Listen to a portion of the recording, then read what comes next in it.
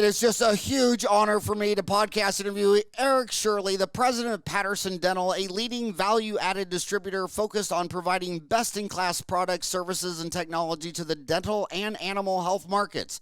Eric has been in the dental industry since he's 23 years old, starting with Cybron, then Tycom, Midmark, Dentsply, and now the president of Patterson Dental. He holds a bachelor's degree in journalism from Long Beach State University and an MBA from UCLA Anderson School of Management.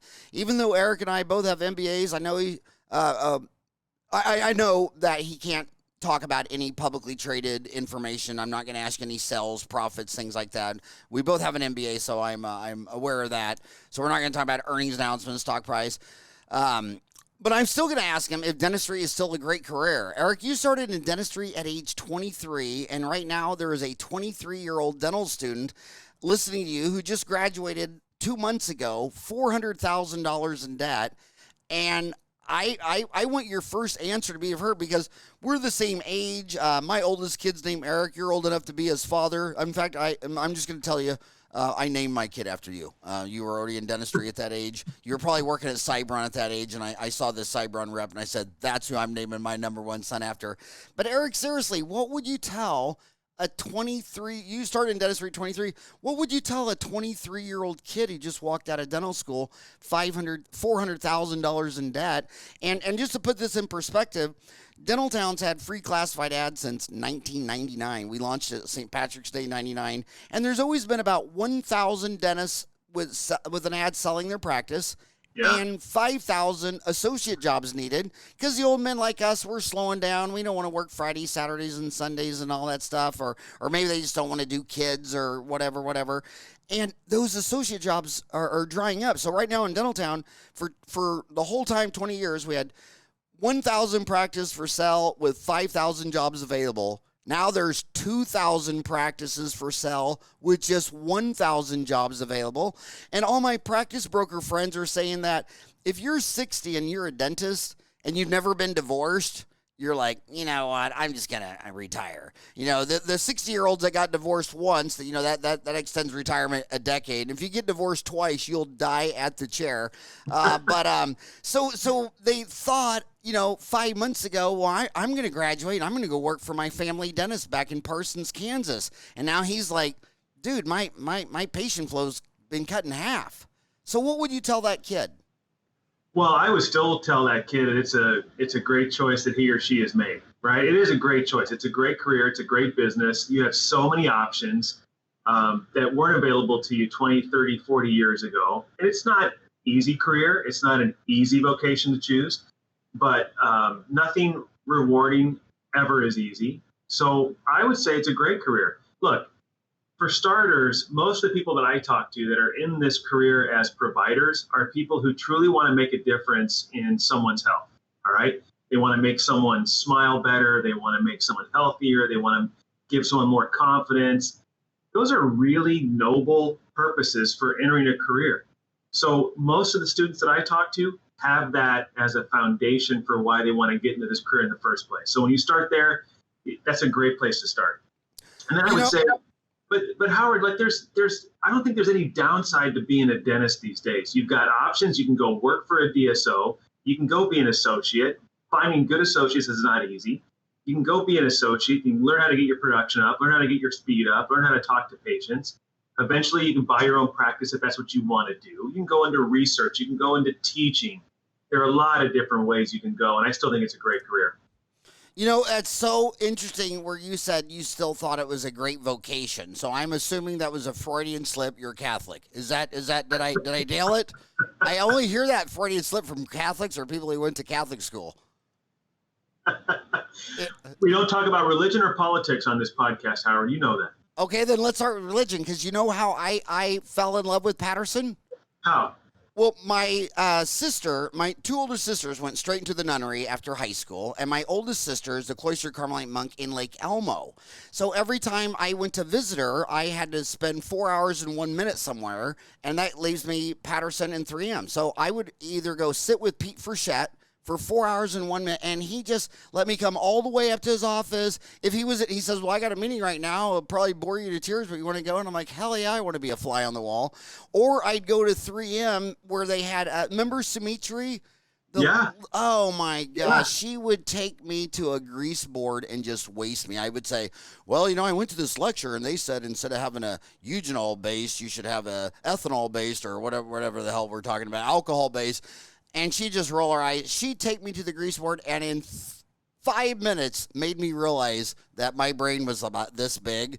And I'd always say, well, this is what they say on Dental Town, and get on there. And she says, yeah, the lawyers aren't going to let me go on social media and debate other companies. Dental Town's the Wild West. She goes, Howie, you can do that, but I can't do that. So I love Pete Frechette so much. I mean, it's just so much. In fact, I got to tell you my funniest Pete Frechette memory. We're coming back for lunch or something, and we come and there's a school crossing, and the lights are on, and these kids are walking across real slow, and then this one boy just stops, and he looks at us, and he just goes like this to me and Pete, and Pete's just waving back. We're just standing. He was so amazing. I just love that guy to death. Really, he had a big impact on me in my career. And the Patterson guy, he fixed me up with in Phoenix was Al Hughes. Do you remember Al Hughes? I know the name. Yep. Yeah, NASCAR Al. I mean, whenever NASCAR was in town, he was sitting there in the pit for 3 days. But what I liked about Al Hughes that was so great is he knows that dentists mostly listen to other dentists. They're not listening to some guy sell. I mean, if you say your bottled water is better than this bottled water, it's like, well, you sell bottled water. Of course you're going to say that. But every time I had a disagreement with Al Hughes, he'd say, okay, we're doing lunch on Friday. And what I knew that meant was he was going to pick me up. I was 24 and drive me across town to some dentist who was 64, and we'd have lunch. And then that old man would set me straight. And Al says, I know you dentists, you always believe other dentists before you're going to believe old Al Hughes. But just an amazing deal. So Pete Frechette, man, long live Pete Frechette. Did he roll up Healthco? Was that part of it? Because what happened to Healthco? That was part of Pete's dream for sure. Yeah. He was a big part of that. And Patterson has acquired a lot of companies over the years. But right? they did acquire Healthco? Yeah. Okay. So now I'm gonna stress you out because I want to ask you if this is still, how how I got started with Healthco back in the day. So I got out of dental school. I had no money because my dad, he back in those days, girls were different than boys. So he paid for my sister's college, but not mine because I'm a boy. I had to be a self-made man. So, that was horrible. And then when I got out of dental school, I called my dad. I said, hey, is there any way you could help me get a loan? He's like, look at that. Welfare. He goes, I haven't given you a dime since you were 17, and you still know it's there. You still smell it. He goes, hell no, I'm not going to deprive you of being a self-made man. He goes, think. But anyway, so I walked into my center, and I did my demographics. Basically, Phoenix, in a nutshell, demographic is this. If a city backs up against like a river, like Chicago, a lake, or an ocean, the cities go up because they're against a dam, a force vector like an ocean or a mountain, and they go up. But something like Phoenix, which is in the middle of nowhere, it's flat as a pancake. So all the growth was on the periphery. So I drove right to the southernmost edge of Phoenix. I was 1 mile from the edge, and it's called Ahwatukee. Phoenix eventually annexed it as part of Phoenix, and that little section had 25,000 people in 87, and now it's 75,000. It's gone from 1 McDonald's to 3. And so I called the guy. So I walked in there and talked to the guy, and I said, well, you built this 20-acre center. I'm just renting 1,000 square foot. So how much does it cost to do it? And he said, I want $15 a square foot for 3 years. I said, fine, I'll give you $20 a square foot for 5 years. You do the build out. And he said, deal. So then I walked and to Healthco was that was the big show in town. Yeah. Walked into Healthco. I had it plumbed for 4. I wanted 2 full ops, all the deals, and it came to the same amount as my student loans. My student loans was like $87,000, and this was like, I think, $86,000. And I said, well, unfortunately, I'm not a girl, so I don't have a dime. And so what I want to do is break this into 60 payments, and I'll pay you once a month for 5 years, and then it's all mine. And they go, we don't want to do that. We want the money. Can go try to get it from a bank. I said, they'll laugh so hard they'll cry. And I said, do you want this? Do you want 100% of this deal or no deal? And they thought about it for like 3 or 4 days, then gave me the deal. So I got into a dental office with no money down. My landlord gave me the keys. Healthco had it all up, and I got opened on a Thursday. So I graduated May 11, 87, and opened it up September 30th, 87. It was 133 days later, just in time for the October Black Monday crash, you know what I mean? Okay. And so I was wondering if a kid, what I'm telling kids is they come out of these 2 schools here and they say, well, the practice bankers say, I need 1 year out of school. I said, well, you don't need a practice banker. Go get an owner carry. Go send your resume to all the kids and say, I want to buy a practice, and they're only going to get like 1 or 2% on the risk-free rate of government bonds, so offer them 10%. I mean, I almost doubled, I increased my rent 30% the first 5 years just so I could run a place. I said, if he's selling it for $650, say I'll buy it for $700 at 10% interest and you carry for 10 years. I mean, so if someone did that or someone did a startup and they got the renter to do the build out, if they walked into Patterson today, can they get stocked with no money down? Well, I don't know about that. I mean, that's something that, yeah. But I can tell you that we've got all kinds of different programs, and we work with all kinds of lenders to help offices get established and get set up. And so there are all kinds of ways that you can do that today. So I don't know the specifics of what would happen today, Howard, but I just know that there are lots of options for people to get into a practice if that's what they want to do. I mean, what do you tell students when they look at you and say, did I choose the right career? Oh, my God. I always go back to the little blue pill. I'll have to use a white pill for my bottled water. But I mean, it's what I learned from Milton Friedman. We both have an MBA. Just that you went to a fancy UCLA, and I went to ASU. We're kind of the Florida of the West. But I tell them, Milton Friedman, I learned it in MBA school. Milton Friedman, they said, we spend too much money on healthcare. And he says, really?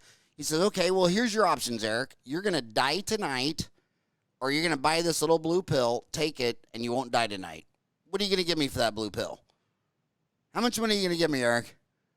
I'll give you a lot, Howard. You'll give me your house, your car, your iPhone, your 401k. You'll give me everything. And the only wealth is health. I mean, as soon as you lay down for your eternal dirt nap, nothing else matters. So when I see health. I mean, when I see a mother with a baby, she would go to Australia to save her baby. The McMansion that I lived in, the lady had brain cancer, and there was a treatment from an American pharmaceutical, but it wasn't FDA approved. She couldn't get on the deal. So she had to sell her house to me and move all the way to Scandinavia to save her damn life. She says, well, I'm not going to stay here and die. My own country won't allow me to take a medicine from my fellow countrymen, but if I go to Sweden, I can do this. So I was so upset. I mean, I talked to McCain about this. I said, we got Indian reservations with casinos. Why don't you put an Indian reservation in an FDA-free zone?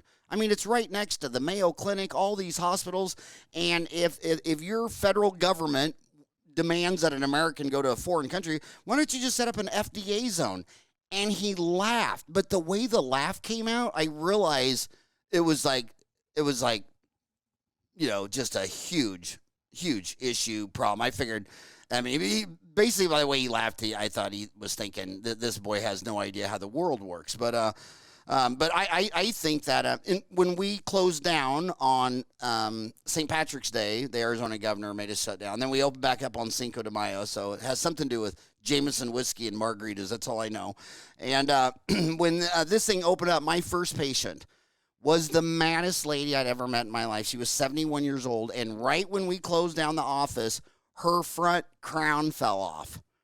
So from St. Patrick's Day to Cinco de Mayo, she's a woman with her front tooth. So her cosmetic emergency, she didn't care about any COVID-19. I mean, dentistry's not going anywhere for a million years. Right. Million years. Yeah, I agree. And I don't know about you, but I've been really kind of very encouraged by the way the dental industry and the dental practices have handled this pandemic. Very encouraged. And I think I've never seen anything like it, like the resiliency of these practices to open back up stronger than ever, communicate with patients, get office staff ready to go. I mean, it's been really impressive. We are back stronger and sooner than I thought we would.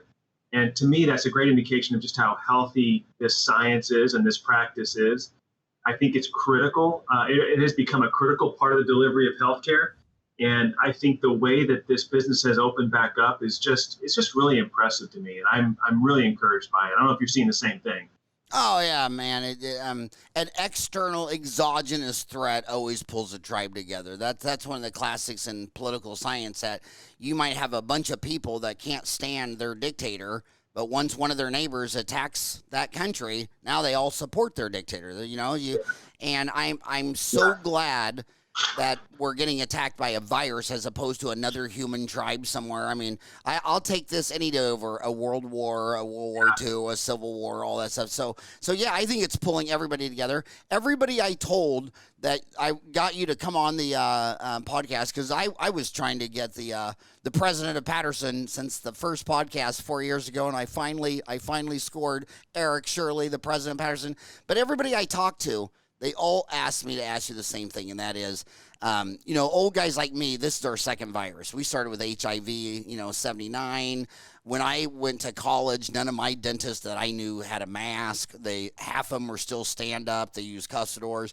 So, we had to wear gloves in dental school because the teacher said, we don't ever want you to even know what it feels like to touch that drill without a glove. But trust me, you're gonna touch the handpiece for the first time with a glove on. But they all said, but we've been incrementally improving for years and years and years, and they want to know. They want me to ask you this specifically. You're seeing this dental market at 30,000 feet. How many dental offices does Patterson Dental touch each year? Well, on a regular basis, we have somewhere around 40 to 50,000 dental offices that order from us on a regular basis, but probably more than 100,000 that order from us at some point during the year. So we touch a lot of practices. And that's why it is an honor to have you on the show. It's an honor to be on the show. But you're touching 50,000 regularly, 100,000 a year. And what they want to know is, what are all these dentists buying that's in panic mode, that as soon as this thing is gone in a year, they're going to be sitting there saying, do we really want these UV lights above the ceiling? Am I glad I built a negative air pressure room? And I'll just tell you a little bit about my journey. I mean, when I first opened up, I had water coming in from the streets. But 106, like today's 109 degrees. I couldn't keep my CFUs down. Yeah. And then Al Hughes finally told me, dude, we need to go to the bottle in the room. You can't have 116 degree water in a pipe under a building without growing something. And then the thing that almost made me cry is he took out all my cuspidors. He said, that we can't clean those, So we've been doing all these incremental improvements. So my succinct question to you is, what are you seeing 50,000 people buy during a pandemic that they weren't really buying before March? And what do you think they'll still be buying 10 years from now for the next virus that's going to stay with us? What's going to survive the pandemic? So what are they buying now that they didn't buy before the pandemic that you still think they'll be buying 10, 20 years from now? Yeah, I think there's going to be some small shifts and there'll be some large shifts, right? So I'll give you a couple of examples. You asked the question, what are they buying today that they weren't buying a few months ago? So in quantities, we are seeing people buy like level 3 surgical masks like never before, right? So we're seeing a much greater awareness of that kind of protection level in their mask. I think customers tried to get N95s. Those are really hard to come by because everybody wanted and needed N95. So N95 masks were really hard to come by. And I think the combination of like a level 3 and a face shield is what most people are kind of going with now. That seems to be kind of the new normal, a level 3 and a face shield. We didn't sell a lot of face shields before the pandemic. We sold quite a few, but not like we're selling now. And level 3s, again, we sold quite a few, but not in the quantities we're selling now. So we're seeing a general shift of awareness to maybe a higher level of barrier. I don't think that's going to go away anytime soon, Howard. I think that combination of level 3 and a shield might be here to stay for a while. Now, we're also selling things like disposable gowns in quantities that we've never done before either. I don't know if that trend will continue a year from now. In a year, do I see practices buying gowns, head covers, foot covers like they are today? Probably not. I don't know if the cost has the same kind of benefit as a level 3 mask and a face shield does. But if a practice decides to do that because that's what gives their patients more confidence, then so be it. And so, look, I think the most important thing here that we've learned the last 3 months is that patient confidence is super critical. And patients have to be confident that the environment they're walking into is safe and effective. And I think we're all, as patients and consumers, looking at that a little bit differently now than we were 3, 4, 5 months ago. And that might not go away anytime soon, Howard. So I do think that some of what we're seeing is a little bit of an overreaction. But I also think that there will be a settling down of that, and there will be a much stricter awareness of just how important imparting a level of confidence to patients really is. That's what it's all about. If patients don't feel confident, they're not coming back. And we got to make sure that patients keep coming in. We got to make sure that patients feel like a dental practice is a safe environment. And I've been, like I said before, I've been really impressed with how the practices are responding to this. Yes, it's more expensive. Yes, it's been a scramble to get these materials. Yes, it's been difficult to reopen. Yeah, they have to space their appointments out a little bit more. But people are doing it. They're fighting back, and they want to keep their practices open, and they want to give their patients confidence to be in the operatory. Podcasts are, they're young. Most of my friends, if I put a gun to their head and said, fire up my podcast, I'd have to shoot all my friends. And so every time someone sends me an email, howard@dentaltown.com, or has comments in the YouTube, they're always under 30. So they might not know what a level 3 mask is. I mean, they're probably thinking, is there a level 2 mask, a level 1 mask? I think that's really cool and profound. An N95 mask are expensive and hard to come by, so the new normal is level 3 and a face shield. I think the face shield is the biggest deal because it's that droplet. It's just stopping the droplet. But but if someone said, what is a level 3 surgical mask? Is there a level 2 or 1? What would you say? Yeah, there are ratings that are provided by ASTM on these masks, and those ratings just speak to the level of protection they provide against things like aerosols and droplets and things like that. So the higher the level, the greater the protection. So, we're seeing a lot of level 3s today and not so many level 1s. All right. Now, we sell everything from level 1s up to level 3s, up to N95s, up to even non-rated masks. We sell those too. But level 3s are kind of the level that people seem to be gravitating towards because that gives them the best combination of like protection, breathability, wearability, things like that. And like you said, if you put the shield in front of the mask, you're really giving yourself a double layer of protection. I'll tell you what, it was the creepiest thing for me walking into Chase Bank wearing a mask. I just never saw him. I just wanted to come in with my hands in the air saying, okay, I'm not holding anything. That is so bizarre. A big controversy is UV lights. Is that, are you... But they probably want to hear numbers, like I was telling. You might say something, I might say something. They want to know your 50,000 regular homies, your 100,000 once a year. UV lights, is this a big deal? Are we rant about UV? Well, there are a lot of technologies that we're able to move into a practice now that honestly I think they're providing some level of comfort for the patient and the staff. Whether or not those things are really clinically going to stand the test of time remains to be seen. And UV lights, I would say, I'd put in that same category. I think they're so new. We're testing them out. We have customers that are testing them out. We'll see if they stick.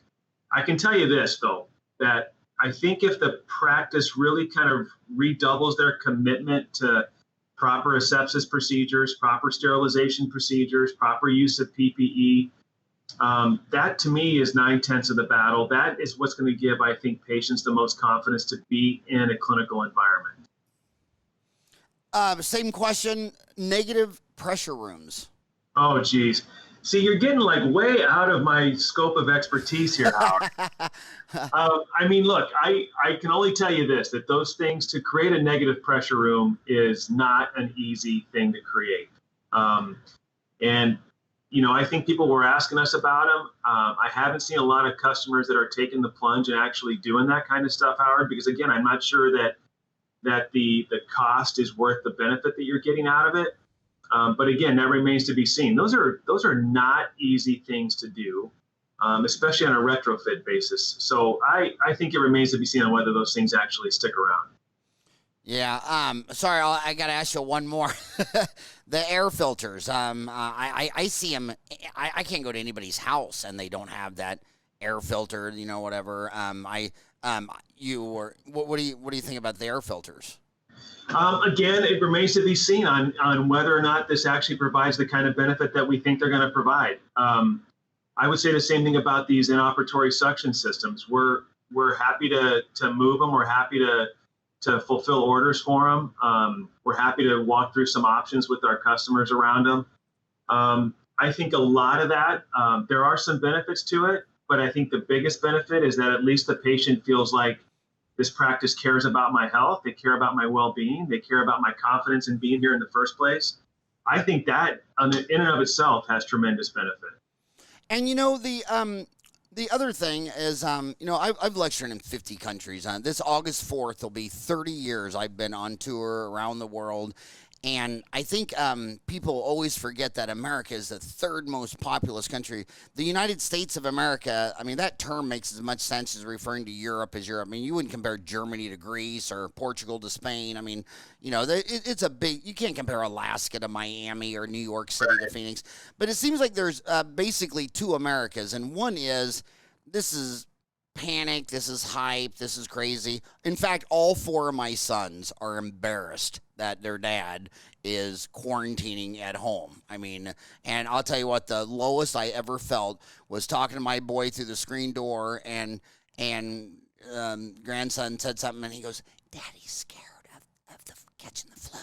And I thought, oh my God, he just told my grandson that I'm in here scared, and it's like, So what I'm seeing is half of America, they just want to go straight back to the dental office and straight back to work. And the data I like the most for Arizona is that app technology that measures people driving around. And when the World Health Organization declared this pandemic in March 11th, traffic dropped 40%. Now it's down like 8%. I mean, you know, and but the problem in dentistry is the people that need all the full mouth arches and all the big stuff, they're like me. They're at home scared. And the biggest success we've had is when they call to cancel and say, well, you know, the numbers are spiking up and I'm scared and I think I'm going to cancel. We say, well, your treatment plan is 2 crowns and 4 fillings. And our policy is if you pay for that treatment plan right now, over the phone with a credit card, we'll schedule you an appointment where you're going to come here. It's just going to be you, doc, and an assistant. I mean, there's not even going to be a receptionist here. It's just going to be the 3 of you. So we've been catering to that because the other half, like when my 4 kids and all those come in, they could care less. So what I keep hearing you saying is about these technology, about UV lights and all stuff. You got to make grandma feel safe. If you can't make grandma and grandpa feel safe, you're going to lose the people, and those are the ones that need root plane curettage and implants. And I mean, how much dentistry does a 25-year-old kid need? A filling, 1 filling? So there's kind of like 2 worlds. How do you see right now where you're sitting there at 50,000 dental offices? How do you see, what does it mean to practice and operate in a COVID world? Well, okay. So the first thing I would say is that it does come down to patient confidence, right? It does come down to the patient feeling like the office is prepared to treat patients in this new world, that they have made some changes, right? They want to know that the dentist is aware of the situation and is making changes to accommodate this situation. So I think that's really critical. I would push back on something you said a minute ago, though, Howard. I think that this is kind of one of those watershed moments where the dental practice has to prove its worth to a much broader range of patients. It's not just the old patients. Those old patients might have acute needs that need to be taken care of, but I kind of think lately we've done a disservice in talking to younger people about how important oral health is. And we've seen data that shows how important oral health is to overall wellness. And I don't think we talk about it enough. And we need these young people who may not have an acute problem or a visible problem to take care of. We need them coming in the office. We need them sitting in a hygiene chair every 6 months. I think that's not just good for business. That's good for their health. You can see changes happen dramatically in the space of 6 months or a year. And if you wait until you're dealing with an acute problem or dealing with pain, you're going to have a much bigger problem than if you're in that hygiene room every 6 months. So I think, look, and you've known this much longer than I've known it, but the hygiene room and wellness checks and getting yourself into the dentist office on a regular basis, that is so critical for long-term health. It's so critical for your smile. It's critical for your confidence. We've got to get back to telling that message, and I think that's the one thing that I hope comes out of this is that people understand just how critical the dentist is to providing short-term and long-term health care as part of the healthcare delivery system. We are not just living on an island off to ourselves where nobody really cares about us, and what we do to patients doesn't have an effect long-term on their health. We're right in the middle of it. And I just hope that we continue to tell that story to people of all ages. When people say, they like private practice versus DSOs, a lot of older guys, I don't like DSOs. Like, dude, it's a big country. I mean, look at cars. I mean, it goes from a tricycle to a bicycle to a mini bike, a motorcycle, a 2-seater, a 4-seater, an SUV, all the way to a semi-truck. Look at housing. You could live in a fifth wheel, an apartment, 2-bedroom, 3-bedroom. When I looked at markets in MBA school, it seemed to be 8 was the norm, like 8 price segments. And sometimes it'd go to like 16. And my professors used to just call it the 10 to 20. I mean, there's probably 10 to 20 price points. So what I like about DSOs is when I got out of school, the only person that hired you straight out of school was the Army, Air Force, Navy, Marines, public health, Indian Health Service, et cetera, like that. But a lot of the DSOs that I podcasted, the kings of them, they truly believe in their heart that this market is going to turn into Walgreens, where when you and I were little, every pharmacist owned their own shop. Now they all work for Walgreens, CVS. I don't see I see 2 red flags in that. Number one, when I look at dental associates, it doesn't matter if they're in the private practice of the dentist they grew up with or, the big ones, they quit after a year.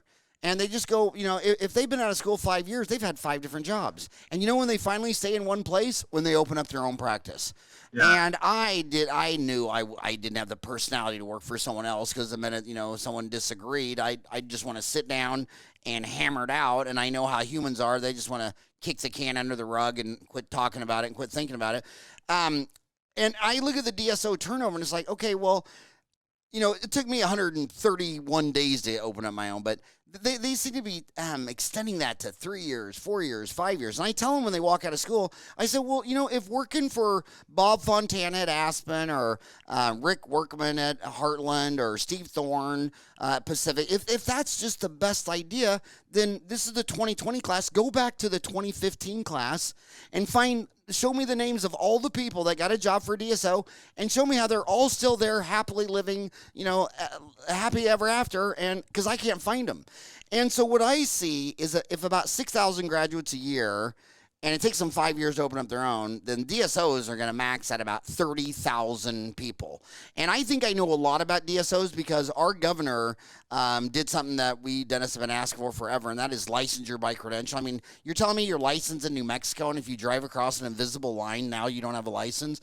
And the problem was nurses. I mean, they just couldn't get nurses. So they were getting nurses it was easier for them to get nurses from Ireland than Albuquerque. And the governor's like, what the hell? So Arizona's ground zero. 18 out of 100 dentists work for DSOs in Arizona, and that fades all the way down to like the last 5 states aren't even at 1%. So my question is, Do you agree with the way I'm seeing it? We both have MBAs. Do you see DSOs doing what Rick Workman thinks, where it'll eventually be Walgreens and CVC, or do you think it's just going to be a market segment like a 3-bedroom, 2-bath house? It's not going to cover apartments, condos, and mansions. Do you see it as a market segment or the entire totality of the market? Well, I think if you've seen one DSO, you've seen one DSO. And there are lots of different shapes, sizes, and flavors of DSOs that are out there. And look, we're lucky to have some DSOs as customers. And I know these people. I know the people that you mentioned. They're good people. They have good intentions. They are values-based organizations. They're people of character and integrity. They are people just like our private practice customers, Howard. So I believe that this industry has evolved to the point where there are a number and a multitude of DSO models that are out there that fit all shapes and sizes. I don't believe, I should say, I believe that DSOs are part of how this industry has changed. They are serving a need. They are serving a need not just for the patient, but in some cases, they're serving a need for the clinician. You know, some clinicians don't want to own a business. They don't want to deal with some of those hassles. They don't want to deal with some of the difficulties that owning a business today presents. And for those people, a DSO might be a great fit. And for other people, it's not a great fit. There are people who love owning their own business. There are people that love the challenge of finding the right staff and building a team and maybe even acquiring a couple of other practices in their community and forming their own little local DSO. There's nothing wrong with that either. I think there's room for all of this stuff in this business, and it's all going to continue to evolve, and it'll continue to change. And I think it'll continue to meet certain specific needs that exist in the market. So, like I'll go back to my first statement. I believe if you've seen one DSO, you've seen one DSO. There are numerous different models. There are numerous different ways they can practice. I would say the same thing about private practice. That's the great thing about our business, is that we have a multitude of different personalities that run these businesses. And I think they're free to run them the way they want to run them. And if it provides a great fit for you, more power to you. And if it doesn't, that's great too. You don't have to join a DSO. I think the strength of the private practice is better than ever. I don't see DSOs taking over. I don't see DSOs doing 100% of dentistry ever. I think they're going to continue to grow, but I think that growth is going to be because there's a need for that growth. So yeah, I just look at all of this as perfectly natural, and this happens in every industry, and ours is no different. I love how you said that. That was genius, because it's a straw man argument to tear down DSOs by attacking the CEOs of their DSO. I mean, so you don't have anything to say about the DSO, so you're going to attack the character. Let me tell you about Rick Workman. He grew up in Effingham, Illinois, where the tallest building in the town's a crucifix. And Steve Thorne, when he went on a missionary dental trip to Africa, he adopted one of the kids who he thought really needed to get back to America, whatever. When I went on a missionary dental trip in Tanzania, Africa, I was so damn lazy. I paid for some dental students to go with me to do the dentistry so I could go climb Mount Kilimanjaro and go see the Serengeti. But I erased my guilt by at least having some baby dentists in there fixing their teeth. They're very good people. And a straw man's argument of I can't answer that, so I'm just going to try to build myself up by tearing that guy down is crazy. You just said something that floored me. You just said that you thought the private practice dental model still looks strong and viable. How do you see that in the middle of a pandemic? Or is this in long-term view? Or do you still see it that way right now today? Oh, sure. I see it both. I see it healthy today, and I see it healthy long-term.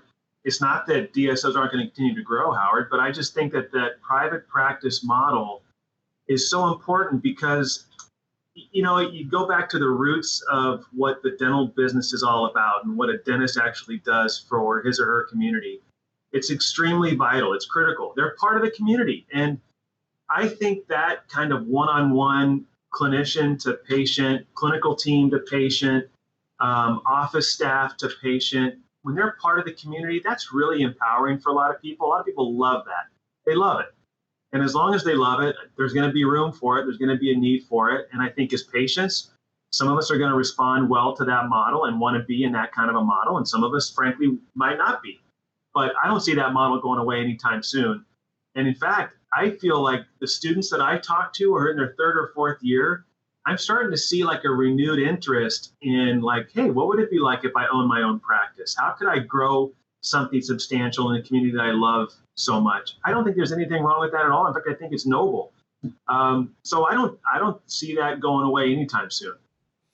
One of the things that you should know more than anyone is, when you look at 50,000 dentists, why do you think some are so much more successful than others? I mean, you can go to any small town at 10,000, and usually there's a dentist for every 1,000 in rural America because the draw is twice the size of a city. So a 10,000 city will draw 10,000 from the rural that will drive up to an hour to come in. So you got 10,000 people in the city, you got 10 dentists, and you got these 3 or 4 guys just crushing it, doing $1 million a year, taking home $250. And then you got 5 guys across the street that, man, they've been behind the 8 ball their whole life. To the kids, what have you seen in your career, the low-hanging fruit that separates the people that are going to have a fun, successful, financially rewarding, happy career versus I just go to work every day and get beat up and I'm broke? All right. Well, when I said that, you thought of one guy, didn't you? I know you think, oh, is he talking about Eddie? And by the way, speaking of Eddie, I can't believe I just said this. You're on Dental Town. You're Clark Griswold. That is just hilarious, Clark Griswold. It wasn't his cousin Eddie, or wasn't there an Eddie in that? So yeah. Were you seeing Clark Griswold when I said that? But what advice would you give to a baby dentist, 25? She's opening up her first home. What have you seen over and over and over that separates the wheat from the chaff? Okay, when I was young and kind of new in this business on the marketing side at Kerr, I was lucky to be a part of a really dynamic and wonderful team there. You know a lot of people that I worked with back then, Leo Pernitis and Ed Schellert and Steve Paskin. Oh, Ed Scheller. He's at CareStream now. I know he's at in Atlanta with is it CareStream? Yeah. So, and one of the things that I thought that Kerr did really well and that I learned early on was that these advisory boards that they put together of really what I thought at the time were elite dentists, people who lectured all over the world, but people who also had very successful practices and were doing really well. I got to meet them very early on. And so what I saw that kind of weaved together all these really amazing men and women together in their successes was, first of all, they had a tremendous passion for their craft and their science. They loved it. They loved being able to take a patient and really remake their life, give a patient function, give a patient a smile, make a patient healthier, make a patient more confident. They had an intense passion for doing that, and they wanted to learn everything they could about a material or about a chemistry or whatever to do the best they could. They chose the best materials. They wanted the best research. They wanted to be the best in their communities. And they really had tremendous, intense passion for doing all that stuff, Howard. So if you're a 23, 24, 25-year-old dental student and you don't love restoring teeth, it's going to be a long slug for you.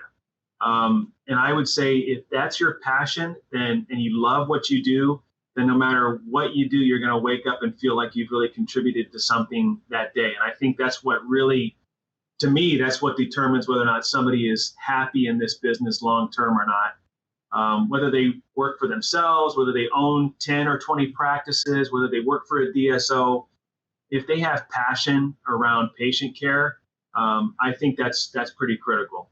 Secondly, the thing that I saw all the time was this yearning for constant evolutionary learning, right? So, I still talk to customers today who have been in private practice for 30, 40 years, and they still want to learn. They still want to know what's new. They still want the latest and greatest technology. They're still willing to invest their own money into upgrading their practice. So again, it's that intensity around always wanting to be better, always wanting to provide better service, better dentistry, better healthcare. That passion, I think, is really important too. That's well wise. What advice would you give? I always, to me, the red flag I always point to is I tell them, they always come back to me and they say something like, well, I'm going back to Parsons, Kansas, and there's 2 dentists, and one will pay me 25% of production, but pay my lab bill, and the other will pay me 30% of production, but he'll pay half my lab bill. Which one would you do? And I'll say, well, what if one's been married and divorced 3 times, and the longest employee that's stayed with them is 2 years, and he's always marketing for new patients, and the other guy's his assistant's with him within 20 years, receptionist with him 20 years, and he doesn't advertise much because all of his patients come back. I say, this isn't an accounting game. It's a relationship game. I always thought dentistry, in a nutshell, was you sell the invisible. I mean, when I check into a hotel room, they put the little lip thing around the toilets because I didn't see them clean it, but they leave that there as a receipt that says, this is a clean toilet. The cup has a little cardboard thing on it. They're just saying, and when they pull down the blanket and put a chocolate there, I'm like, dude, I want the whole bag of chocolates. I don't want one chocolate. But it's a relationship game because we sell the invisible. I always have this conversation with the guy across the street from me, Gulig's Auto Supply. We always laugh at each other at lunch and say, we're in the same business because you tell them they have 4 cavities and they have to just trust you. And they come into me and they always say, well, I think it just needs a new battery. And I got to tell them, no, it's the whole alternator. And they're just looking at me like, is that because an alternator is 800 and a battery's 80? So he says, you and I sell the game of trust. They have to trust us, and they're not going to, and he says the same thing. They're not going to trust me if every time they come here there's a different mechanic. He says the reason we're crushing it, and he collects more than I do by far, and he says because I've had these same mechanics for years. They call me, I own the place, they call me and says, is Joe there? And I'm like, no. Okay, well, have him call me back. And he's like, well, I'm Mr. Gulick. I own the damn place. Can I help you? No, just have Joe call me back. And so I think it's I think because you sell the invisible, I know the difference between an iPhone and an Android. I know the difference between Dr. Pepper and Coke. I know the difference between a Butterfinger and a Snickers, but I grew up with 5 sisters and played Barbie dolls till I was 12. I don't know what it means when you hear my lifters and I need a transmission redone. I don't even know what you're talking about. He says, well, don't you hear those? Don't you hear that when you drive? And it's like, dude, I'm listening to Third Eye Blind at 800 watts. I don't hear any lifters. So I always say, if you're selling the invisible, nail the relationship aspect of your game, or you're always going to be behind the 8 ball. I think you're totally true. And I look back I just look back at the relationships that I have with some of our customers or some of the dentists that I've met over the years. They are all extremely high personality, highly engaged people. So I think about some of the mentors I've had in this business over the years, Linda Neeson, David Little, Gary Rads, Lori Trost, people who are not just successful clinicians, but successful inventors. They're successful lecturers. They've got great practices or great businesses over the years. But they take at the time that I met these people, I was in my 20s. They didn't know if I'd still be around when I was 54 years old, but they still took the time to sit down with me, look me in the eye, and teach me something. They did the same thing for their patients. They had that passion to communicate with their patients that way. You're right. You can be taught, I think, how to do dentistry in dental school, but it's much harder to teach someone how to be really engaged with their community, engaged with their practice, be able to look a patient eye to eye and talk about treatment planning and talk about, the benefits of dentistry and things like that. That is a very special skill, and I've been very lucky to meet people who did that really well over the years. So who was your 4? You said Gary Neeson, David Little? Well, Linda Neeson, right? Oh, Linda Neeson. Yeah, okay. Yeah. I met her at Dentsply back in the late 90s, and she just taught me so much. And so even when she left Dentsply to go down and be the dean at Nova, just a fantastic person. I really learned a lot from her. And then I had a lot of fun with people like David Little and Gary Rads and Mitch Condit. And, a lot of those people that I first met at the Kerr round tables when I was in my early to mid 20s that have still remained friends of mine to this day and still teach me things.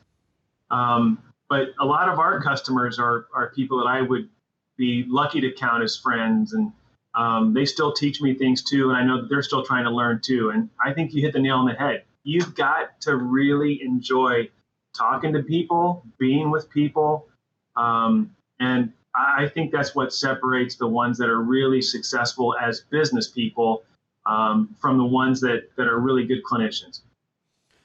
Well put. When we were when you said Ed Scheller, and then I started thinking all these different companies. Pelton and Crane came to mind, and I can't believe that 118-year-old company died.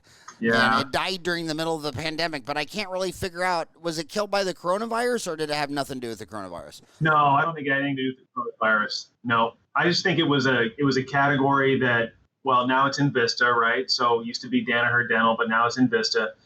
I think it's a category that Vista just didn't see as strategically important to them long term.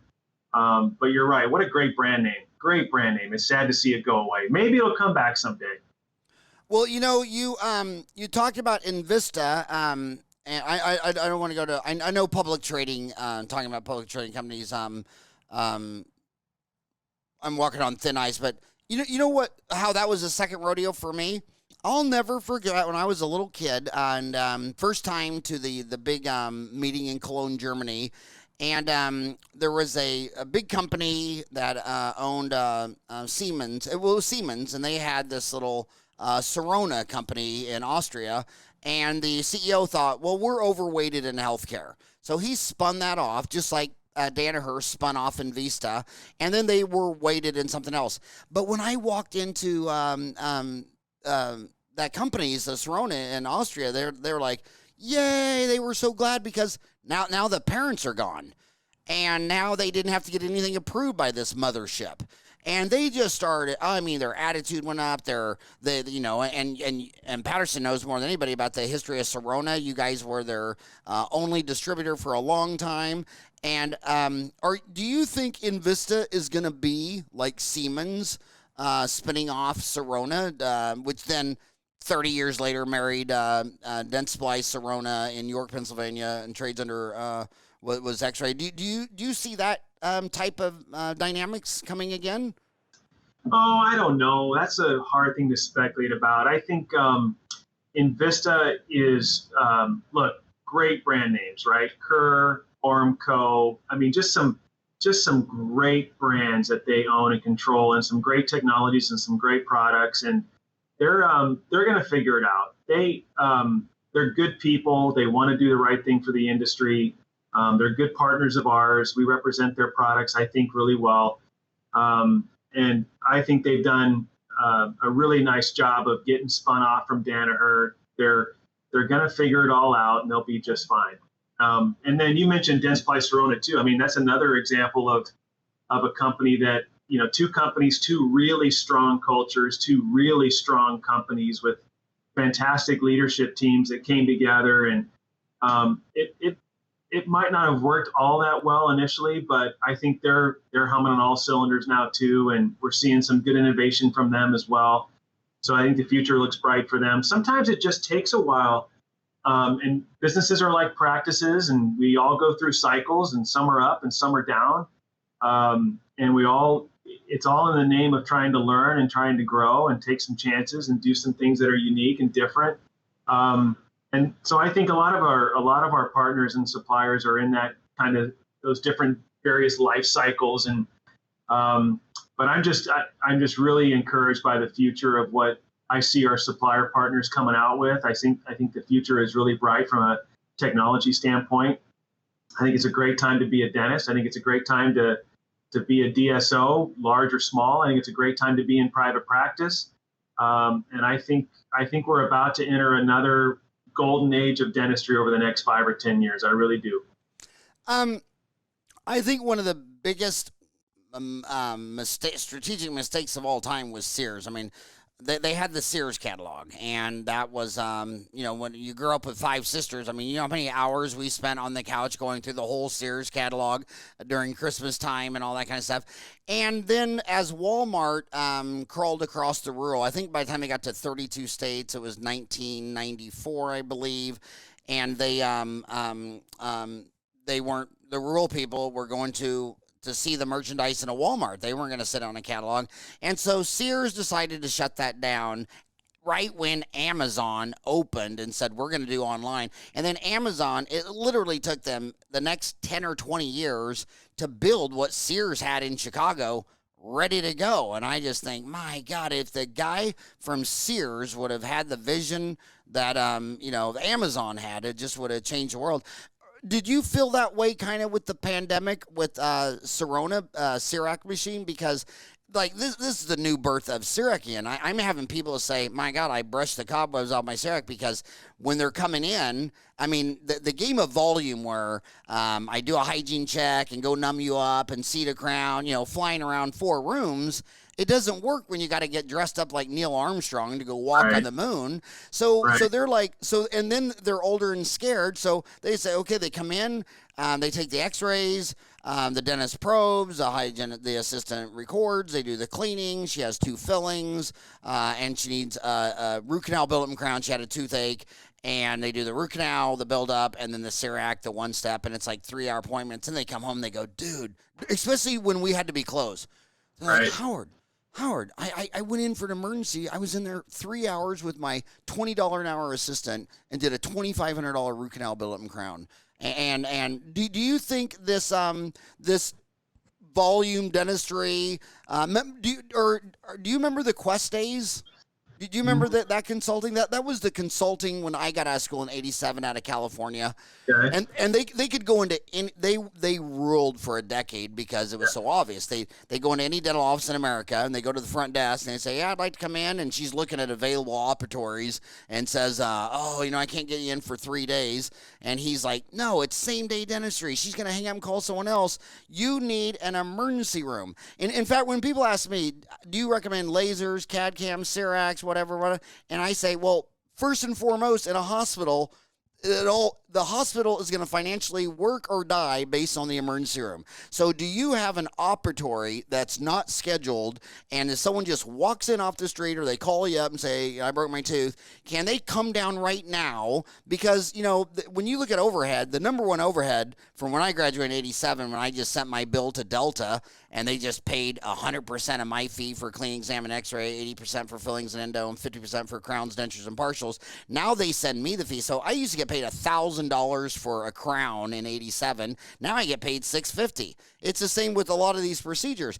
And the bank is, when they call, is there an emergency room where they can come down? And you don't have to cook, clean, and eat the fish, but you do got to catch it. And, usually what I would do is before the pandemic, I would just have them come down, and then you have the x-ray, the diagnosis, the financial arrangement, and if we were really, really busy, put them on some antibiotics or pain meds or whatever. But now, during the pandemic, it's like, okay, I'm going to meet you there, you got a toothache, and we're just going to knock this whole thing out.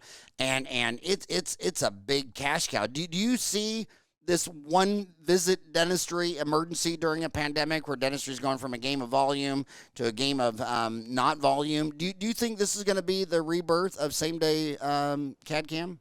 There's no question we're seeing renewed interest in this same-day dentistry, Howard. No question we're seeing it. And I don't know how great that interest will remain, 6 months or a year from now, but there's no question we're seeing it. And Dentsply Sirona is not the only partner of ours that has an option for that. There are a few other companies that I would encourage people to take a look at as well. Dentsply Sirona certainly has a great track record and a great product line, but there are other companies in that space too. But there's no question we're seeing renewed interest in same-day dentistry. And I think, again, it comes back to what we were talking about before. It's that patient confidence, right? And so if you can tell a patient, I can take care of this for you in an hour, you don't have to come back in a week or two, I think that's a compelling story for a lot of patients these days. I don't think it'll be the only option, though. I do think that, again, the dentist who has that great relationship and that great rapport with the patient and can walk the patient through options, and ultimately the patient and the clinical team can decide what's best for that patient, that's where it's all going to happen anyway. But to answer your question, yeah, there's no question we're seeing a lot of strong interest in same-day dentistry again. Well, speaking of strong, some of the strongest people in the world tried to be the president of Patterson Dental, and it came down to you. You've been doing this for 2 decades. Kudos you. I think you have an amazing mind. They're sitting there looking at you thinking, okay, you're the president of Patterson. You see 50,000 dental offices regularly and 100,000 every year. What technology has a return on investment? What is hype? Because they when they look at that Lanap laser, that's $135,000. They look at a CAD cam, that's $135,000. They look at a CBCT, there's like a bunch of big ticket $100,000 items, and sometimes they think seriously, well, maybe I shouldn't spend $100,000 on a piece of equipment. Maybe I should spend $100,000 on a remodel. Maybe I should do $100,000 on marketing. So you're an MBA, you're a businessman. How could a dentist spend money today to grow his business during a pandemic and literally get a return on investment? Well, the first thing I would say is stop and don't think about spending money yet. Sit down and talk to people who you trust, who you respect, and who can sit and talk to you about your needs, your goals, your vision. And I think let that dictate where and how you spend your money, because you're right. I could show you numbers that show the return on investment of investing in a cone beam. I can show you the return on investment of investing in a laser. I can show you all kinds of numbers on how you can make a good return on investment in buying core equipment and redoing 5 rooms of equipment. But no matter what decision you make, it's got to be best for you at this point in time, knowing where you want to take your practice. I think that's the most important thing to consider. So there isn't one answer for every dentist. There isn't one piece of technology or equipment that I would recommend that everybody get into. But I would recommend that they start with asking some questions of some people that they respect, that they trust. Hopefully it's our people, or at least we're a part of that conversation. I think we've got some amazing resources in our people that are out there. We've got 60 branch locations that can show technology and show equipment to any dentist. We've got 60 branch locations in the U.S., 10 in Canada. It's a great place to start that conversation, but there are lots of other people who should be a part of that conversation. And then for each practice owner, it could be a different answer. So it just all depends on what that customer's long-term vision is, what their immediate needs are. And I think that's kind of where the conversation gets going. Speaking of your people, your man in Arizona, Jay Connors, what a class act, amazing man. Really, shout out to Jay. Just Thank amazing. You. I agree. Great Yeah. guy. Thank you. When you hear back from your general managers, what are you hearing back as like the biggest challenges of reopening? What are the biggest reopening challenges? Well, look, that's a long answer. I'll try and make it as succinct as I can. The most immediate need was getting the right materials and equipment in to the office to allow it to reopen. So, 30 days ago, 60 days ago, when states were allowing offices to kind of practice again, that was the real source of some frustration. We didn't have the right materials. It was a scramble to get them. Our existing supply chain was completely disrupted. The suppliers that we would normally get those materials from had to divert their production towards other industries, toward the healthcare space, things like that. So we had to find new suppliers, qualify their products, check and make sure these companies were genuine and bona fide and going to stand the test of time, and then add all these different materials to our portfolio. It was not easy. It was a mess. And it was really difficult. And we know we put our people in a really tough spot for a while because we were putting our customers in a tough spot. They didn't have all that they needed to reopen, and it was frustrating. And we had good, loyal Patterson customers who were frustrated, and I don't blame them. It's gotten so much better, and the last few weeks we've been able to add a lot more products to the portfolio, and I feel like from a PPE standpoint, we've largely turned the corner. It's going to be a battle. It's going to be an ongoing source of contention for us for a while because that supply chain is so disrupted. But I do feel like we've got much better options, and the source of supply that's coming in is much more consistent. And then along with that, look, we're a business. Dental practices are a business. Our supply partners are also businesses. We've all had to make some really tough decisions as to how to handle the downturn in business. When offices aren't open, when dentistry is not being performed, dentists aren't ordering supplies and equipment. So not only did we have to account for that, but our suppliers had to account for that. So look, a lot of things just shut down. And so to turn that spigot back on doesn't just happen overnight. So now we're dealing with situations where, 6 months ago, we had 160,000 SKUs available to our customers to buy. We might have stocked 60,000 SKUs at all of our distribution centers around the country. A lot of those materials just weren't being produced. And so now that those materials are back in demand, we're having to turn that spigot back on. Those manufacturers having to turn that back on too. And so it just takes a little while for that stuff to ramp up again. So it's going to get better. It's going to get a lot easier. But, people like Jay, I know they're not happy with me right now because I know that there are some products that he wishes were more in availability that aren't, but it's getting better. And I think a month from now, we'll look at this in the rearview mirror. It'll be a distant memory. That'll be nice. Can you arrange that by 5 o'clock today? Yeah. I always tell the kids when they go in there, attitude is everything. I mean, attitude, and then they'll be all mad because they gotta, go work for, some DSO or this and all. Like, look, that guy in the DSO, he owns 1,000 offices, and most of the dentists I know, they can barely run one office. What do you think and the smartest guys that go work for a DSO, they're like, the ones I've seen knock out of the ballpark, they'll go work there a year and they'll realize that Sally's in charge of like the whole state of Arizona.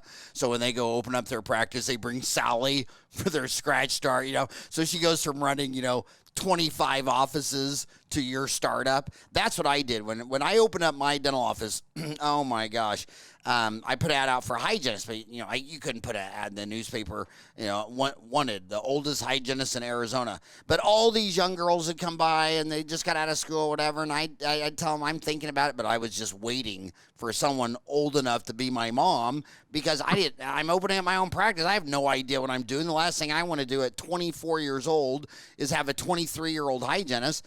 And so, and it was great. I'll never forget when I did the first hygiene check. She walked me out in the hall and she says, "Come here." She goes, "Don't ever ask me questions in front of the patient. If I say there's 4 cavities and pointing out, just say yes." She goes, "You don't know how to read x-rays. You're not fast. You're not smart. Just do what I say." Got the same lady with the front office. Oh my God. So I had 3 60-year-old grandmas that have been in this game for 30 years. And half the time, they'd pull me out the back door just so the patient didn't hear and say, they just taught me everything. But specifically, what do you think? So I tell them, when you go work for a major DSO, well, did you get their HR manual? Did you get how they advertise? What did you learn from a guy that has 1,000 offices? And usually they're upset. And I always tell the DSO guys, when they actually pull the plug, and it's because they're young, they're scared, they're just trying to learn their fillings, crowns, root canals, basic endo, and they're going in today and they're scared. They got a molar endo on the schedule. They didn't sleep much last night, and their assistant they've been working on for 6 months now she quit. And they're like, that's just the last round. I said, if you want to slow down the dentist turnover, slow down the assistant, hygienist, receptionist turnover, and that's half the battle. And then I think Rick Workman figured out the best that what the dentists want to do is they love their art. So Rick just gives them, man, you can learn how to place implants, molar endo. I mean, you walk out of dental school and you want to learn more about something. And by the way, I'm so old that when we got out of school in 87, the people that wanted to be endodontists, they didn't go to endo school. They didn't even have them. They just said practice limited to endo. And the greatest endodontist in the world, like Ben Johnson, the founder of Tulsa Dental out of Tulsa, Oklahoma, he never went to endo school. John McSpadden in Chattanooga never went to endo school. And so I tell these kids, they go, well, I want to go to endo school, but I don't know if I have the money. I said, I wouldn't go to endo school. I'd go find a town with 10 dentists where 8 of them hate endo and just walk around and do what John McSpadden said in Chattanooga 50 years ago. Just said, look, I swear I won't steal your pediatric dentistry patients. I won't do the crown. I just practice limited to endodontics. And then when that dentist in Texas said, I specialize in implants, and the Texas Dental Association said, no, only we can tell you who's a specialist and you're not a specialist. The court said, dude, you're a membership club. You're not a government agency. Just, stand down. So if you want to specialize in endo, if you want to be an endodontist and you're coming out of school, go see if you can be a dental assistant for an endodontist, or go work for, if you see all these associate deals, go get an associate for someone who doesn't refer any endo. And maybe a year or 2 or 3 with him, then you can just have practice limit endo. So you just got to think creatively. But specifically, what can a small town owner, operator, individual dentist, who I think is going to keep 70% of this market, because I only see the DSO labor pool of 5 years of graduates at 30,000. What could they learn from a big boy like Rick Workman that's running 1,000 offices today? Well, okay, I'll say a couple things. First of all, I think what DSOs do really well is they meet a patient on that patient's terms, right? So if that patient needs a dentist quickly, has some acute pain, and needs something taken care of right away, maybe it's strange hours or a Friday afternoon or a Saturday or whatever, DSOs have offered that as an option for a while. Okay, so they will meet that patient where the patient's needs are. And I think you're starting to see private practice start to ask some of those questions, and I think that's why one of the fastest growing segments that we see are these local DSOs or regional DSOs, because they can offer some more flexible hours for patients, right? And they can compete with the larger DSOs. But to get back to your question, I think a private practice has to ask some questions around what is the patient model these days. The patient model may not be, I want to be in the dental practice between 9 and 4 o'clock. That may not be what the patients want to do these days. So I think the private practice clinician has to ask him or herself, how am I going to compete? What does the patient in my community need from me to really compete? I also think that in some communities, we're seeing private practices thrive who have better one-on-one relationships with their patients. I'm not saying that they're better than what a DSO can offer, because a lot of DSOs have wonderful relationships in their communities. But I am saying that, like, a lot of private practices have figured out that what separates them from a lot of their competition, whether it's small or large, is how they treat their patients and how they treat their community. And there's nothing wrong with that. And I think if that's your point of difference, maximize it. Go figure out what's going to take to make you different and be the best at that. We're seeing it, and I think that's why we're seeing private practices fight back and do really well. We're also seeing DSOs do well because, again, they're figuring out what it takes to compete in this brave new world. They're offering something different. And for those practices that are doing that really well, they're thriving. So I think there's room for everybody. But the point is, no matter what you are, single dentist, DSO, or somewhere in the middle, you got to figure out how to compete. You got to figure out what makes you different. And if you can figure that out and go execute on that really well, you're going to be just fine. We went over an hour, and I know you're 100 times busier than I am. Can I keep you for some overtime? Of course. First of all, obviously the ADA shows that the dental specialists are netting $320,000 a year, and general dentists are $197,000. Dentists who own their own practice are netting $244,000. Dentists who are employees make $144,000. So you make $100,000 a year more if you be a specialist. You make $100,000 more if you own your own office. But look at the money. Dentistry, it's still more profitable to get people out of pain. Oral surgeons make $448,000. Endodontists make $307,000. Pediatric dentists, I thank God for pediatric dentists. What went wrong in your life where you just said, I'm going to be a pediatric dentist and listen to kids scream and yell and cry all day? Oh my God. When my grandchildren cry, I have to leave the room. It's like I'm gonna pick her up and give her what she's asking for. I mean, last night it was a cookie. It's like, really? I can stop this with a cookie? I gave her 3. But maybe they're crying. Maybe they're crying so you will leave the room. You ever thought about it that way? But back to their income. When I look at, so obviously, if I got a toothache, I'm begging you to see me today. And then I call you up and you don't have a room. Then I go to every endodontist in this town. I don't know the endodontist office I haven't been in. And you go in there and they have 2 operatories never used, because here's how they think. Specialists usually, it's the 80-20 rule. They make 80% of all their money off about 8 dentists. and about 20% of all their money off of 25 dentists. So there's that one dentist that only sends you a root canal when he broke off a file, or it's the root canal from hell. But he's got 8 people that just send them all the endo, and that's where they make all their money. And when they call up and say, hey, I got Eric Shirley on the phone, is there any way you can squeeze him? Oh, I can't get him in till tomorrow. Well, then you might call another endodontist.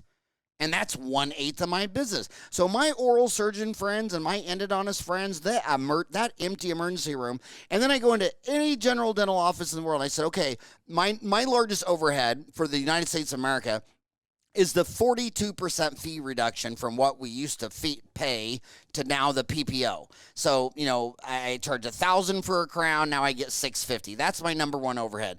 Labor's number 2 at 25%. Lab's number 3 at, 8 to 10%. Supplies is number 4 at 6%. The whole damn facility's 5%. She's calling on the phone. Can I come down? And the constraint is a chair? Really, chair? And everybody that tells me they don't have room for an operatory, I'm standing in your private office saying, I can put one in here. I mean, Batman works out of a phone booth. Superman works out of a phone booth. And Dr. Lazy needs, this big deal. So I think that why the specialists make so much money is you're dealing with pain, and they got an emergency room, and the number one return on investment in your dental office today is adding an operatory. And if you don't have enough space, if he's listening to you right now and he says, Howie, you ain't seen my office, I don't have room for another operatory. What percent of dental offices who have told you they can't get another operatory in here, that you could get another operatory in there? What percent? Almost all of them. All of them times 12. Right. I mean, it's this one guy. Oh my God! I mean, it's crazy. But if someone calls you up and says, "I want to," they say, "Well, I broke my tooth." And by the way, I'm not a psychologist, so when they say I broke my tooth, I'm not. Is it sensitive to hot and cold? Does it wake you up at night? Or are you taking aspirin? I mean, I have people that say they broke off their front tooth, and it takes me and my assistant 5 minutes to find the chip. And you're like, okay, you get out of emery board, and so that 71-year-old lady that lost her front tooth, that stayed home the whole time because she's missing a crown. Back then, this is when the government was saying, don't use masks. We need them in the hospital. That's why this mask thing, they don't talk about why it's so controversial. First, the leaders told them, don't wear a mask. You're being a jerk. We need these at the hospital. And then 30 days later, oh, indeed, you do wear a mask. Okay. So the whole mask issue, they're trying to show it that it's a bunch of crazy people from Florida and Arizona. And I'll give you that. They're crazy. I'm crazy. I'm the craziest one in Arizona. But that's not why they're fighting the mask. You first told them not to use it. And then 30 days later, you told them to use it. So they already don't trust you.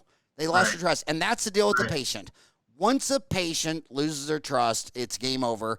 And I think that's the reason I haven't been sued in dentistry, because when they call me up and they say, my old denture was better, I don't like your work, I wish I could just have my money back, I'm sitting there thinking, okay, and you live 5 blocks from my office, and you're going to live here for 40 years, and I want to see some pissed off lady at Safeway? No. In fact, you know what I do at the end of the year? I have other dentists at the end of the year, they send everybody that didn't pay into collections. The end of the year is Christmas. And in Christmas, your best idea is send them collection. You know what I do? I sit down with a box of cards and say, we had a great year. And we only had a great year because of people like you.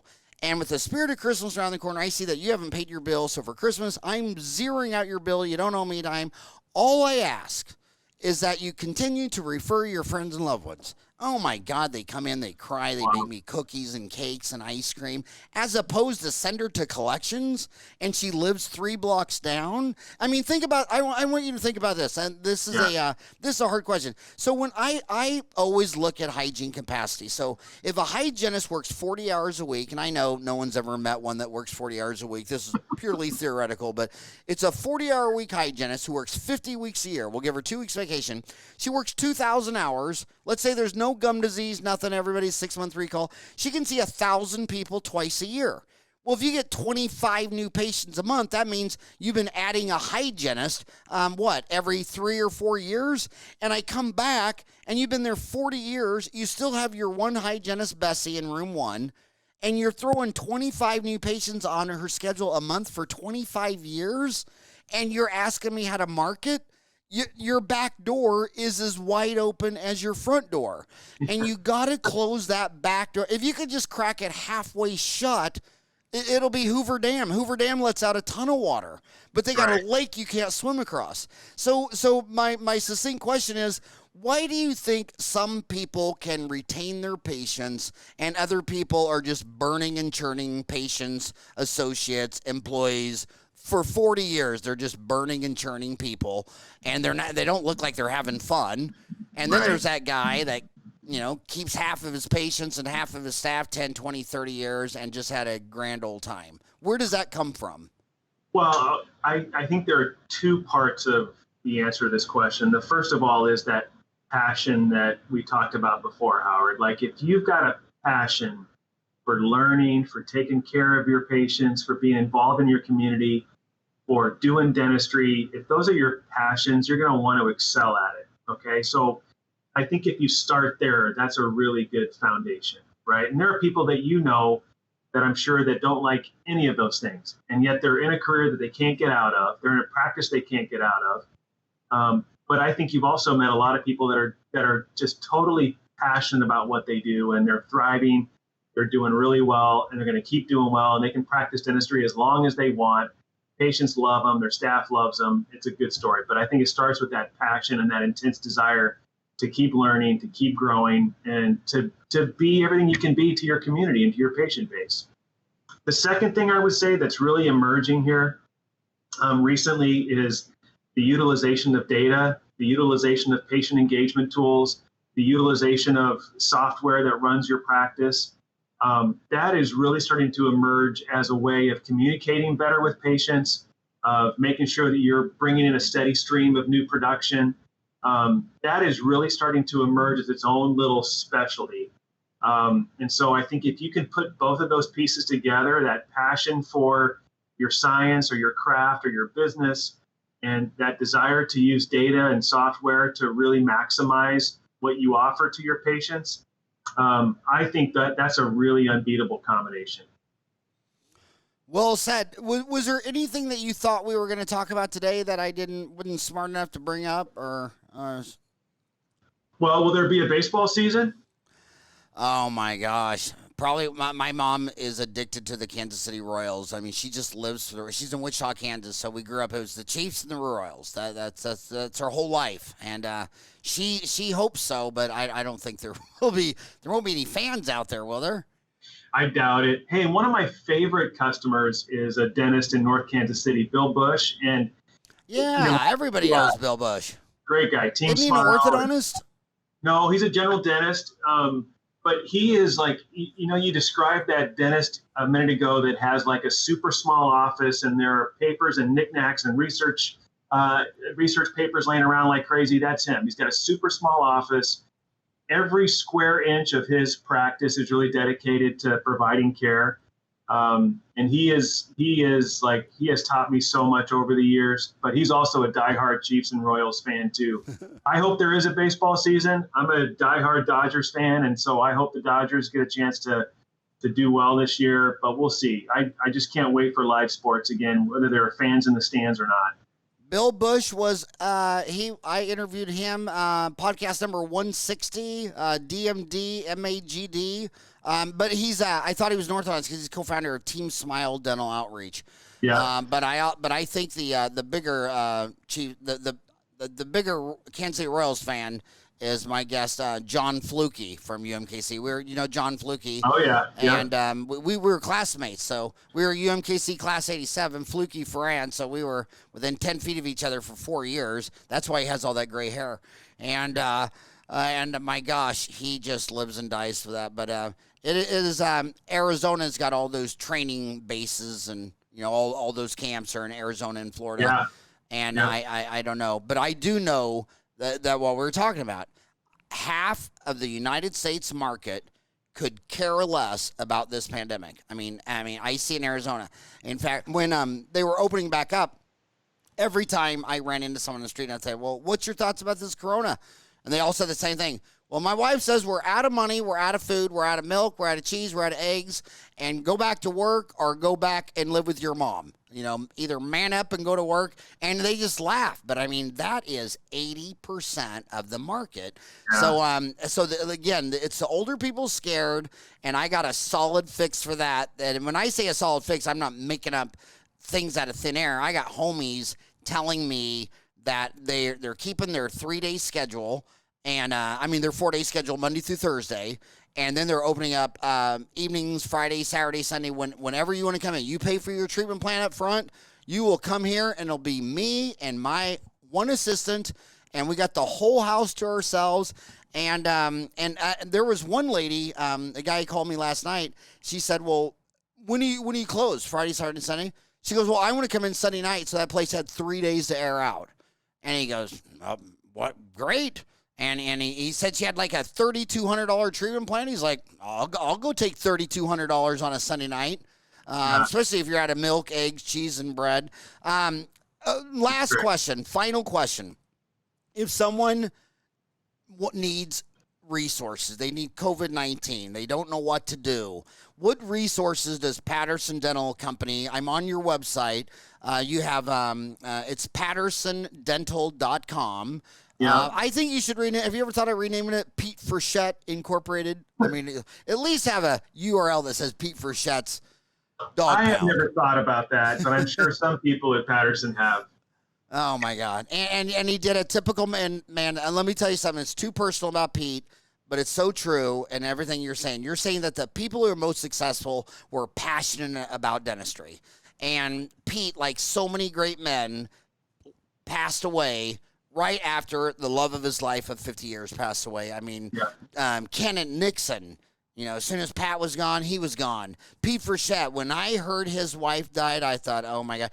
When you're over 65 and your wife dies, half the men die within a year. And in my sister's nunneries, since they've never been married, those are the longest living women in the world. Because when men marry women, men live longer and women live shorter. And my sister's monastery, they bury him in the garden in Lake Elmo, Minnesota, and everyone's like 90 to 105. So when you're telling me at your dental office that you're stressed and that you don't want to quit to work, and if you won the lottery, you quit. Where does that come from? I mean, I was talking to a dentist. He said, I'd rather be beat with a stick than do a molar root canal. Dude, they're called endodontists. There's 4,000 of them. I can't afford you. When you do something you don't like to do for money, that leads to drugs, depression, heroin. I don't think the average hooker is an aerobics queen yoga studio. I mean, they hate their job, and their addiction shows it. And so find out. Sometimes I'll be in a dental office, and they see the hygienist come up from lunch, and he goes, oh, she's going to come in the back door. And he like runs with me to the break room. I'm like, dude, you pay her $40 an hour, and you run from her? Can I stay here and just fire her at the door? I don't even want to get into it, but when you give someone $40 an hour and you hide from her, I mean, it all goes back to the sandbox. And I learned it really early because some of my friends would come over and they'd have kids the same age, and my 4 boys didn't want to play with them. And I thought, why does a 1, 3, 5, why does 4 boys in 60 months not want to play with Billy?